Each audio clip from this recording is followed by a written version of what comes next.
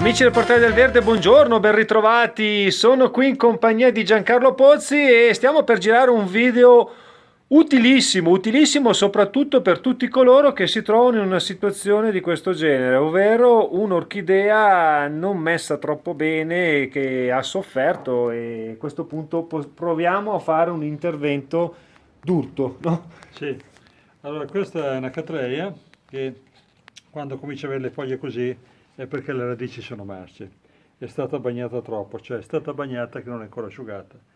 Non bisognerebbe mai bagnare, ci sono delle eccezioni come abbiamo visto l'anelisa, le zigopetaline, così vanno bagnate di più le proprio pedilum, ma la maggior parte delle orchidee epifite va bagnata solo quando il vaso è leggero, che vuol dire che la pianta è asciutta, cioè bisogna bagnare solo quando si è sicuri che le radici sono asciugate, perché sono radici aeree che devono asciugare bene tra la bagnatura e l'altra.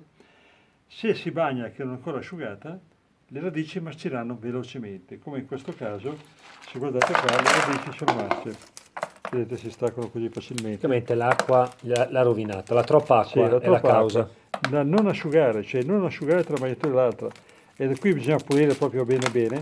Questa qui sicuramente si può salvare perché vedete che ha una nuova vegetazione che spunta e questo vuol dire che È un bel segno. è un bel segno, sì, che non c'è problema. Magari tolgo la parte vecchia, questa parte vecchia che comunque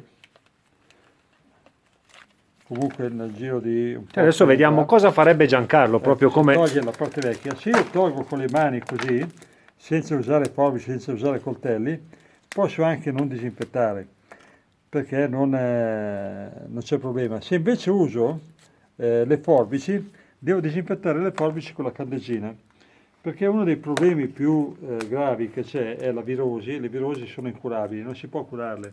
Se una pianta ha la virosi bisogna buttarla perché non ci sono cure e può essere una fonte di contagio per le altre.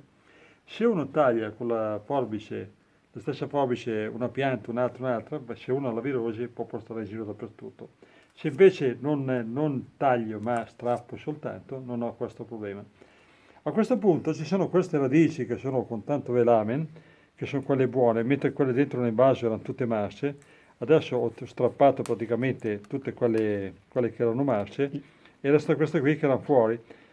Non sono poi eccessivamente lunghe perché queste qui mettere nel composto tendono a marcire, però non sono proprio lunghe lunghe, per cui le possono invasare in un vaso nuovo con corteccia nuova, tenendo questo bordo contro il bordo del vaso. Allora, uso questo vaso qua, si tiene la parte vecchia contro il bordo del vaso, in modo che ha più spazio qua davanti. E questo qui perché la corteccia dovrò cambiarla fra 3 anni, ogni 3 anni va cambiata la corteccia perché quando si decompone non tiene più l'aria diventa un problema. E a questo punto lo metteremo dentro la corteccia, cerchiamo di sempre spingendo verso i bordi del vaso, cercando di riempire, di tappare tutti i buchi, no? E non dovremo usare il vecchio tutore, il bastoncino che tengo sui fiori, quello vecchio non dovremmo usarlo perché se nella pianta c'era qualcosa, cioè quello lì è contaminato. Per cui buttate via quello vecchio, dovete mettere un nuovo tutore, in questo caso non ci vuole un tutore, ma se ci volesse il tutore bisogna mettere Cambiarlo. uno nuovo. Le radici esterne, qui si vede nelle Phalaenopsis, hanno molto più velamen di quelle interne. Cioè il velamen è questa patina bianca che c'è, è bianca quando è asciutto, quando è verde, quando è bagnata diventa verde, è uno strato di cellule morte che ha la funzione di una spugna, cioè serve a trattenere l'acqua. Difatti quando si bagna diventa immediatamente verde e si gonfia. Questi esterni che hanno molto più velamen di quelli interne, se li metto all'interno del vaso tendono a marcire, per cui quando si rinvasano si tende o lasciarle fuori o tagliarle. Però in questo caso non erano proprio tanto lunghe, per cui va Le bene, messe dentro. se le messe dentro.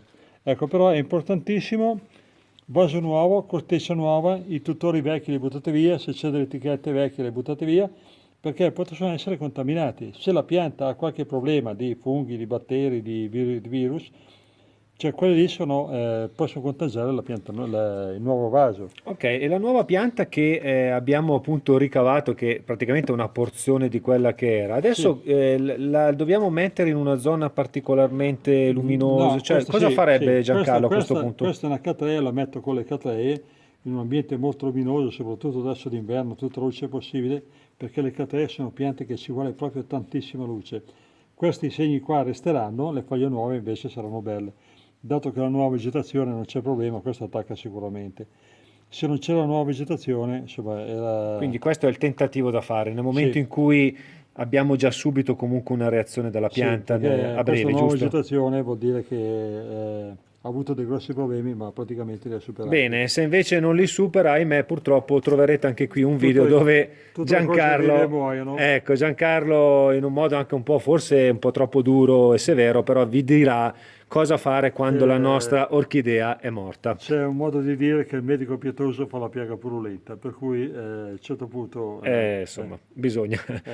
Alessandro, Giancarlo Pozzi, la nuova futura Cattleya che speriamo Come Cattleya bordighera. riprenda bene. Vi salutano, vi invitano a mettere un bel pollice all'insù. Ciao, alla prossima!